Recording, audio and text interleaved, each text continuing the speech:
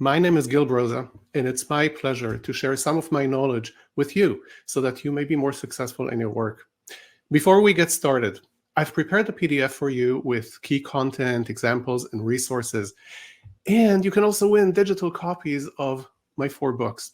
To get the PDF and enter the draw, go to this URL on the screen, 3pvantage.com/practices, or use the QR code, and I'll inform the winners of the books after the conference ends. I discovered Agile work back in the year 2000, some time ago. I was a developer and then a team manager. At the time, everybody was basically using waterfall. Agile was small then, really a collection of ideas and practices. There were a couple of books, hardly anything on the internet, no concept of Agile training or coaching.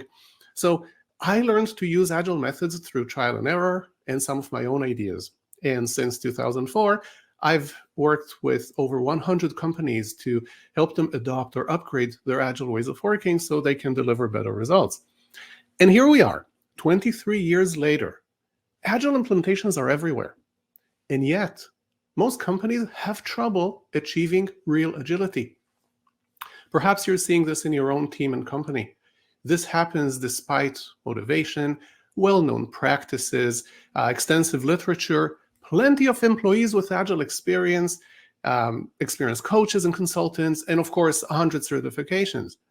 So what's going on? Why is this so difficult? In this session, we'll explore a root cause that explains a lot. It's a pervasive one. It was true 15 years ago, it was true 10 years ago, and it's still true today. You'll learn a way to think about it, and it will set you up for greater success with your Agile journey, no matter where you are on that journey. So our starting point is this model called the logical levels of change. This model gives a structure for how we see life. Specifically, which aspects drive others. The big idea, there are several big ideas, which you'll see, but the main one is that what you have at a given level drives the possibilities of what's below it. Here's an example that explains some of what I do. Okay, let's look at that. So I am Gil Broza. That's my identity. It means the world to me. As part of that, I have several roles. Here is one of my professional roles. I help companies deliver better results with Agile ways of working. I was not born with this role. I took it on 20 odd years ago.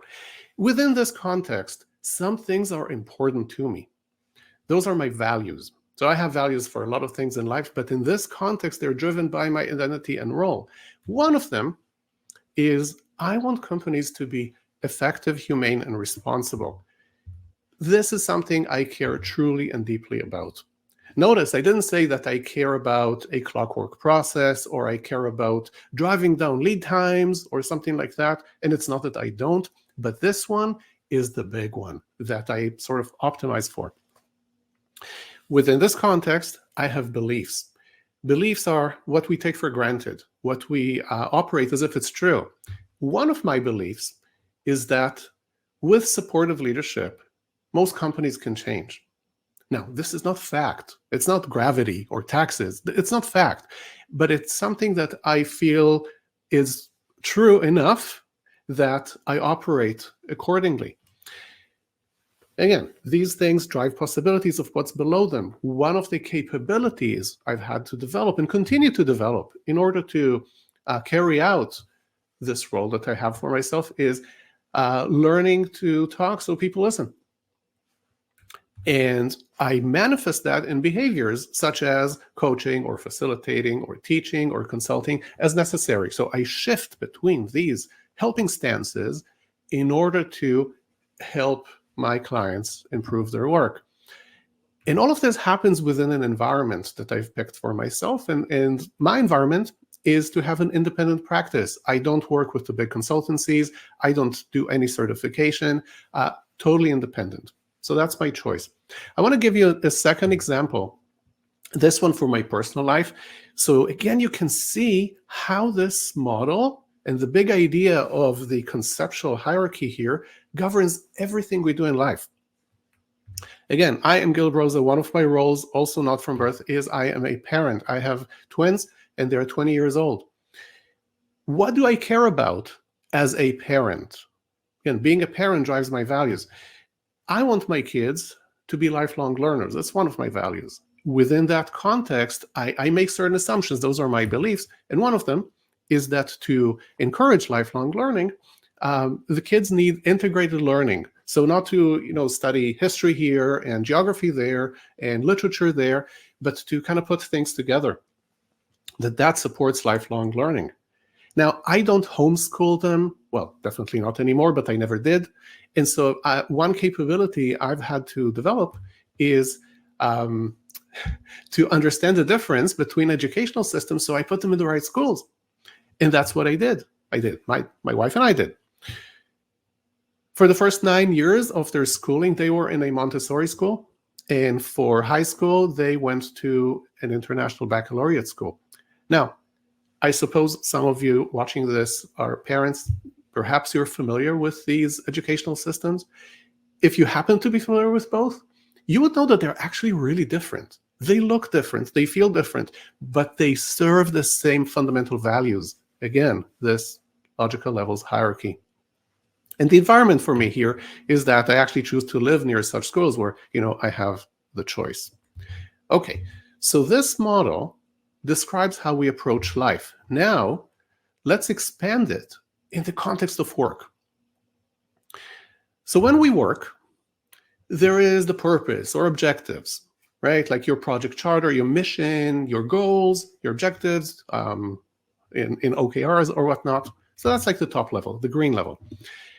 And then there is the level at the bottom, which is the tactics, which is how we get the work done. And in this model that I have here on the right, we have a straight line connecting them. Those are those black arrows. And it passes through what I refer to as the mindset, which is really the choices we make. Okay, so this is not psychological perspective on things or whatever. Mindset to me is basically, how do we make choices? So when we work, some things are of the highest importance to us, and those are the values, right, which you saw before. And we choose those values because that's how we think we'll succeed. Really, that's all there is to it. And of course, there are our beliefs as well. So, for instance, if we are being agile about the work, it means that we value these 4 things above all others. We value making a difference frequently. The short form of it is frequent value delivery. We value adaptation, meaning we want to be responding to change. It's important to us to respond to change. We value customer collaboration, meaning a two-way street between the people doing the work and the people who ask for it or take delivery of it, benefit from it. And we put people first, ahead of product and ahead of process. So our way of working optimizes for these 4. So when I say values and care about, another expression there is, what do we optimize for? And when we're being agile, we're optimizing for these 4 effects. Now, the beliefs. Beliefs are usually a bigger narrative. There's like a couple dozen usually, or even more. And I've picked just 4 really impactful ones to show you. You would have seen this before, right? The first one is probably the fundamental belief in Agile, and that is that we're not going to have all the answers up front, okay? We're not going to, we can't, we won't, right? Another belief is that if we have to choose between being effective, meaning solving the right problems, and being efficient, right, doing so with minimal waste, if we have to choose, and unfortunately we often do, then let's be effective first. Being effective first is good for business. In other words, first make sure you do the right thing, and then worry about how efficient you are about that. Third one, we're employing human beings. I mean, until AI takes over, but we're employing human beings, and that's a risky thing. How do we reduce this risk? What will help reduce it?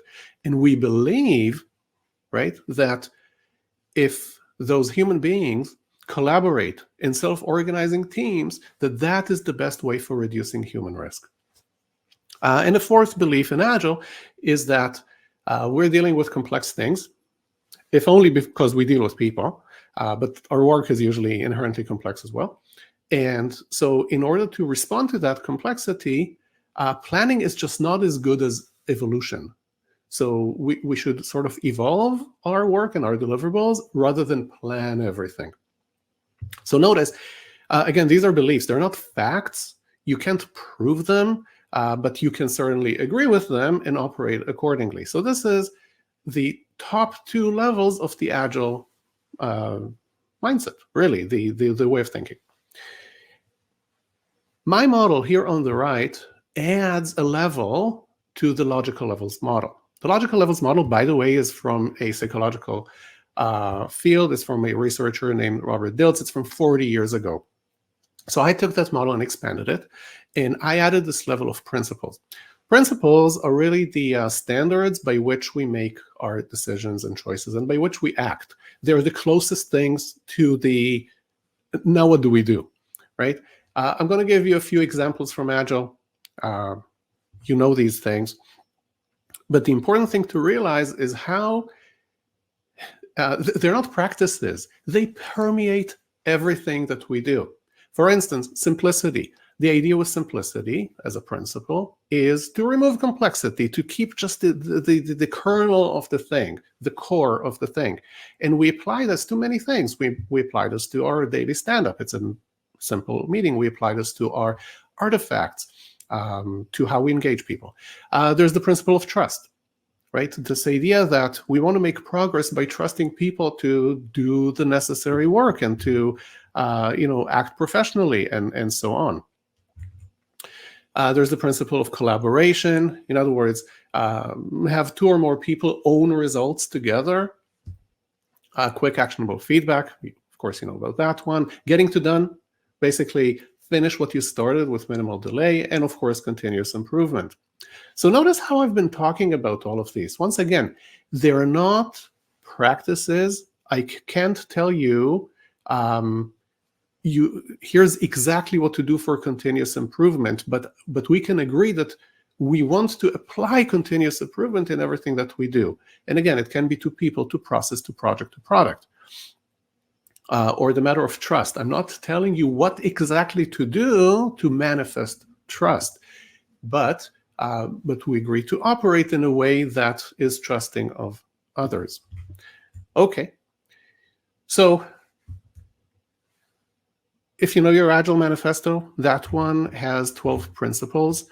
In fact, some of them are beliefs by my formulation. What I call the full list of the Agile principles actually has 26 of them, and they are in this PDF that I mentioned that you can get. I will put up the link again on a slide in a few minutes. So based on our principles, we pick how to actually work, what to specifically do. It's what I refer to as tactics, and it has our process, our tools, how we use tools, the roles we have, the practices we do, like those little tiny recipes of what we do, the artifacts that we produce in the course of doing our work, the meetings we have, the touch points. And so these tactics actually correspond to the three bottom levels on the logical levels model, because we learn how to do something, we do it, and we do it within an environment. Now, everything you know from Agile, let's say from Scrum, I'm saying Scrum because just still the most popular thing, everything you know there got designed this way. It got designed intentionally from the values, beliefs, and principles. Let's take a look. I'm going to pick the daily stand-up. Even if you don't do Scrum, you probably have a daily stand-up. You might call it a daily touch point, a sync up, a huddle, a daily meeting, whatever it is. But this is sort of the canonical form that everybody used to practice a few years ago. The Scrum Guide actually used to say exactly how to do it, and it no longer does. But everybody knows this one, right? That's why I refer to it as the canonical form. The idea is every 24 hours, so it's kind of regular. It's a short meeting, 10, 15 minutes. It's the entire team. And we go around, and there are three questions. What have you done? What did you do yesterday? What will you do today? And what's in your way? So everybody knows this. Let's reverse engineer this one. Now, before we do that, we need to actually ask, what's the purpose of it, right? That will explain what you'll see in a moment. So the purpose of the daily stand-up is really to, I suppose, make the most of the next 24 hours. You're not going to be working the next 24 hours. It's only going to be 8 or 9. But how can we make the most of it as a team? Optimizing it. Some people call it micro-planning, but the point of it is to really optimize the next day. Well, if we run a daily stand-up and it does in fact achieve that purpose, which principles are at play? Now, like I said, the principles permeate everything. So a lot of the Agile principles are at play, but here are just a few that are really impactful when it comes to the daily stand-up. So let's quickly review this. When the daily stand-up runs well, you see self-organization at play because people talk to each other and they decide who takes what. They collaborate. So on occasion, they'll say, oh, that task, let's work on it together. There's transparency, right? That's why teams meet in front of their board if they're in an office, or they share the screen with Jira or whatever when they're online. The big idea is that we all know what's going on, so we can have a meaningful conversation about what work we'll pick up for the next day. But then there's also a hidden principle. So I'm sure you've heard about psychological safety. It's been top of mind in the Agile space for at least 12 years now. And of course, in a lot of management circles. And the big idea is that people should feel safe to engage where others are present. And they should feel safe to do their work without fear of failure, right? And the belief is that by doing so, you'll get better results because people will kind of apply themselves and not hold back. I fully believe in this. To me, that's a fact, not belief, but fine. But here's the thing. When the stand-up runs well, safety is apparent. How so? Think about the third question. What is in your way? What are your impediments, your blockers, right? The third question. And a lot of, coaches and trainers and scrum masters will tell you that that is the most important question. But think about it. In order for people to actually answer it truthfully and completely, they need to feel safe. So somebody who's speaking at the stand-up should feel safe to say, you know what? Yes, I spent the last day working on X, and I'm stuck. I don't know what I'm doing. I thought this would be easy, right? If they do say this and the team reacts well to this and helps, together moves to solve this thing, then we have safety. And then there are a few other principles. The meeting is simple, right? It's a bunch of people talking. We want to focus on getting to done, really move work along and not just be busy doing stuff. And of course, there's time boxing, right? This idea that things have a limited time, which forces us to prioritize. Time boxing actually appears here twice. One is that it's a really short meeting, again, 10, 15 minutes. It forces us to talk about what's important. And then that it happens every 24 hours, right? So it builds a cadence. So if we have these principles, we implement them properly in our meeting, we can legitimately assume that we're working toward our values. And again, remember, we have these values because we think that's how we'll be successful, right? This is a meeting that definitely puts people first, if nothing else, because of safety and transparency. Definitely allows us to be adaptive, allows us to deliver value frequently, and hopefully the customer voice is present. You might think of that as your product owner or product manager, and that person is in the meeting. And so there is, collaboration with them as opposed to what they told you 2 weeks ago. So that's how we can reverse engineer practically every tactic that you know from Agile. And in fact, I would suggest that you try this with your team back at work. Again, the principles are in the PDF, and the logical level is there, and model is there, and so on. So here's what you would do. You would pick a tactic, like I picked the daily Scrum. You can pick any one of the ones that are written here, or whatever you want, code review, whatever. And you say, okay, when it achieves its purpose and it runs well, which of the principles play out the most? Okay, so for instance, demo, when it achieves its purpose, right, the sprint review, feedback is a big deal there, right? Transparency is a big deal there, okay? And then you should be able to see how these principles, again, implemented by the tactic, achieve the Agile values. So I really suggest that you do this with your team back at work, because it will help everybody, including the skeptics, understand the why behind the how. Why are we standing up every day? Why do we put things in this backlog when it's kind of not necessarily always easy to use because it's a single dimension thing? Whatever it is, right? So like I mentioned, the link again is here. So you can get the sessions resource PDF. It has many of the key slides and, of course, the list of principles that you can use. I think it's going to be more helpful to you than to use the principles from the manifesto. Also, like I mentioned, at the end of this, I will draw 5 winners.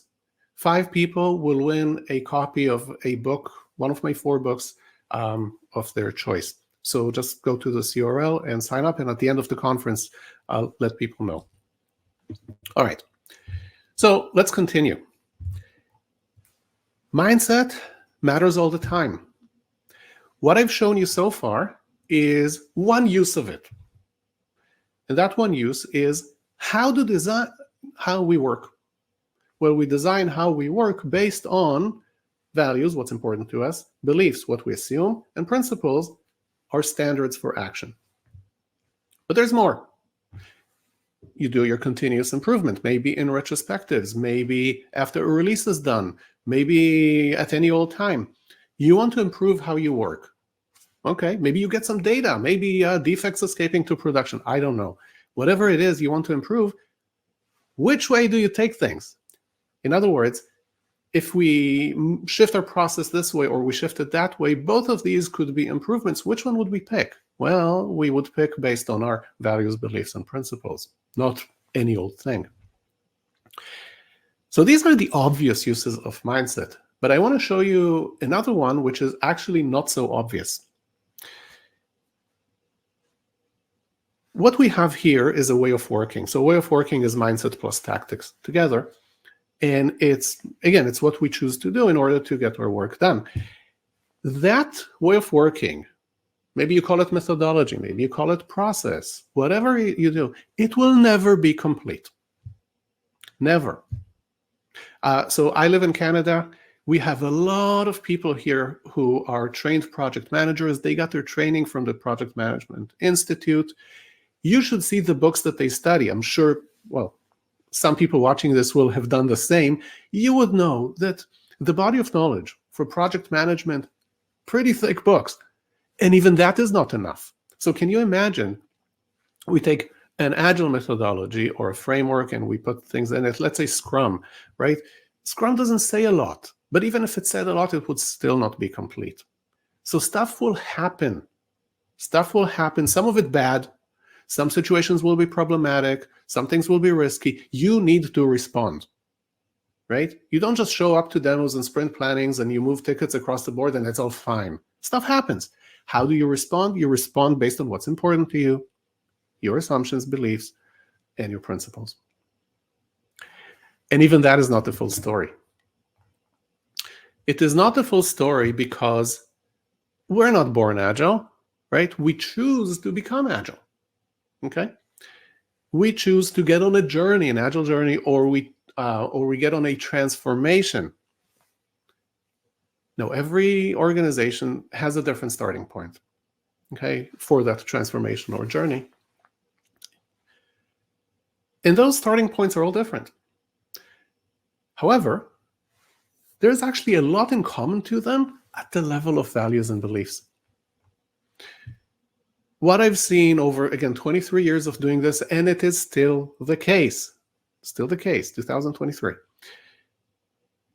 If you look at an organization that has not been doing Agile yet, and they're interested in it, you're super likely to find these 4 values at play as like the values. One of them is to get stuff right the first time, right? Whatever we do, we don't want to get back to it. We just want to move on to the next thing. Another one is to minimize cost and time. Whatever we do, don't spend too long, don't spend too much money. And in fact, make early commitments. So we make early commitments to scope and budget and a roadmap and what have you. And the fourth value is really to follow industry standards. This idea that by following a standard mechanism, we should be successful. Now let's talk about some of the beliefs that those organizations have. One of them is that customers know what they want. And I mean, I can tell you that most of the people I talk to, they don't actually believe that. And when I teach this in my courses and we get to this part, someone will start laughing and say, no, they don't. But think about your organization and to what extent it operates as if customers actually do know what they want. Another belief is that putting a plan together is worth it, right? Now, it's not, I mean, this one is not on the face of it super wrong or super right, but think about the implications. In a lot of companies, there's a plan for everything. And sometimes putting those plans together is, well, expensive. A third belief is that it's okay to have multiple constraints. You can think of the iron triangle for project management, or just basically constraining people a lot of ways. That should be okay. And the fourth one, and the one that really bugs me, is this belief that people are resources. So where I live, this word is used all the time, in reference to developers and testers and whatnot. And really what this belief says is that to the organization, people are the equivalent of their technical skills, and totally really ignoring their humanity in this. Now, what I'm describing here is extreme. And I know that many organizations are, in fact, shifting from this. But I'm sure, right? I'm sure that, across all the people watching this, if we surveyed all the organizations, still a majority would be pretty much in this space. And this is not to say that it's necessarily wrong or evil. It's just, it's traditional. It's how organizations ran before Agile came along and still do. Now, let's see what the implication of this is, okay? So when an organization has these values and beliefs, remember, under them you have principles. So some principles will be prevalent. One of them, and I touched on that, is plan the work and work the plan. This idea of don't move without a plan. And when you execute, just follow the plan. Again, nothing inherently wrong. It makes a ton of sense for a lot of things in life. What happens in such an organization, though, is that it's everywhere.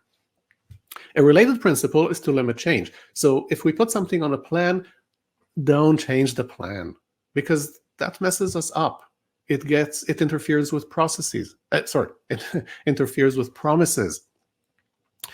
Another one, very much a project management speak, maximizing utilization. This idea that we need to utilize our people because we call them resources, right? We want to make sure that they're busy. Sometimes it's called loading them, maximally loading them, whatever it is. So this principle of make sure everybody has something to do all the time. And a fourth one, I mean, there's more, but just pick those four. A fourth one is how we organize. And in such an organization, we organize in a model known in English as a hub and spokes. So that's like, think of a wheel. So a wheel has a hub in the middle, and then you have the spokes on the side. So the idea is that every person, except the CEO, is a spoke on some wheel, meaning that somebody kind of tells them what to work on, and that is the hub. That might be a manager, product owner, whatever. So let's see what happens when we bring Agile practices into such an environment. And let's take the daily Scrum again, daily stand-up, just because we touched on it earlier. How is this meeting likely to run if these are the prevalent principles? Remember, everybody speaks in turn. They say what they've done, what they're going to do. Why do they tell us what they are going to do if we've already planned it, right? And maybe the plan is a sprint plan. And maybe it's not even entirely laid out 2 days, but it's quite obvious how it's going to be. And we limit change. So basically, we just follow the plan. We don't even technically need this meeting. If we want to maximize utilization, so when somebody says, I have a few spare cycles, I have a couple of hours, or I'm actually not quite sure what to do today, we'll find something for you. And then there's the hub and spokes. You see this in meetings where everybody speaks to the Scrum Master, the project manager, the engineering manager, whoever that is. If it's online and they don't physically face each other, everybody else will be totally silent and the meeting will be just a bunch of one-on-ones. And other people will not speak out of turn. That's how you see hub and spokes online. Notice that in such an environment, safety is not a thing, right? Traditional environments ran without safety. Not necessarily all that well, but they ran without safety. So if we're asking the third question of people, what's in your way? They might hold back. So think about it. What do we actually have here? What type of meeting is this? And I would argue that this is a daily status meeting, just with a nicer name. But it's effectively the same thing you would get out of a daily status meeting. We can do the same thing with another tactic, in this case, an artifact, a product backlog. So first, we need to define what that is and what the purpose of it is. So that is a prioritized list of valuable work items that the team might, emphasis on might, get to. And really the purpose of it is to capture all the work in priority sequence, right? But if those principles here are prevalent, we work the plan, we limit change, a single person owns so for everything there's a single owner, again, hub and spokes, maximize utilization, then effectively what this means is that if something is on the backlog, it's not coming out. The backlog is the master plan. Somebody owns it, let's say product. Somebody gets to decide who does what of this particular thing. And if somebody's not available this week or that week, we'll shift them around to make sure everybody's busy, which already messes up the priority sequence. So effectively, this turns a product backlog into a project plan. And I kid you not, this is what I've seen dozens of companies do, because in Agile, there is no project plan. And a lot of people are worried, well, what happened to my project plan? And they look at the next best thing, and it's the backlog, and all of a sudden it clicks. Now, here's the thing. We can do the same type of analysis to every so-called Agile practice. So-called with air quotes, right? Because you implement this practice or role or artifact, whatnot, with one mindset, you get one result. You implement it with another mindset, you get another result. So it doesn't matter that the team gets together every day to talk about the plan if the point is to just follow the plan, right? And it doesn't matter if you put things in the product backlog and maybe it's in Jira instead of Microsoft Project. Remember that one, right? If you still treat it the exact same way as a project plan. So here are just 3 other examples, like pair programming, right? I don't know if you remember this one. It was a big deal when extreme programming was out, XP. Still, some teams practice it, not enough, unfortunately. The big idea was 2 people work on a task together. That is collaboration. It minimizes the risk. You show pair programming to somebody with a traditional mindset, and believe me, I've done this enough, and they look at this and they say, aren't you wasting time? Why should I pay 2 people for the work of 1? Literally, I heard this from a CEO. Or the Scrum Master. If you've taken Scrum Master training, you would have learned that you're supposed to be a servant leader, that you're there to help the team succeed as a team, you look after people and process and whatnot. Yes, but you bring this role into a traditionally minded environment and you effectively become a project manager, because Scrum doesn't do those, and process police. And of course, we can do the same thing with the sprint demo and a whole bunch of stuff. Now, I said before, and I'm going to say it again, this comparison is extreme, kind of black and white, even though it's in purple. Nobody really has a purely traditional mindset or a purely agile one. People are someplace along the spectrum, but those are on different sides. They're on different sides of the spectrum. And so even if you're not quite at the extreme of either one, you will see the effect, the unusual and significant effect that mindset has on your results, your outcomes, your well-being. So we have a problem, right? The problem is that with a traditional mindset, we bring practices in, we do this agile adoption, but subsequently they get watered down. We treat them, like I said, in a traditional way. They don't achieve agility, right? And they confuse people because they thought it was supposed to make things better.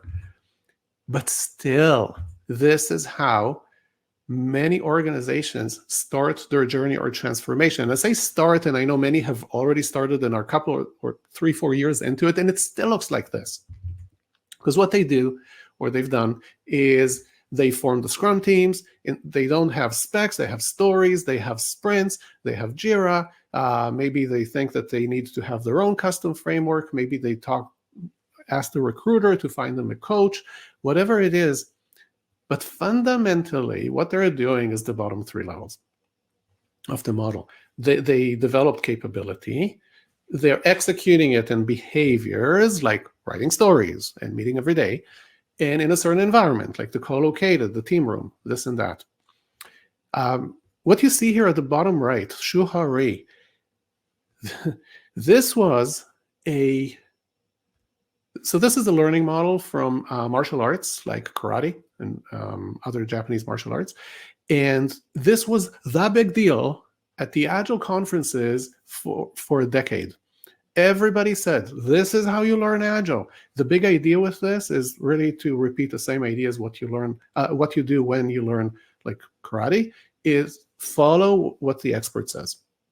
That's the shoe, follow what the expert says, go through the motions, don't worry about theory, just do it, you'll get a hang of it. Once you do, we'll talk theory, then you can make it your own. It's fundamentally the same idea, the idea of we just have to act it and the agility will follow, okay?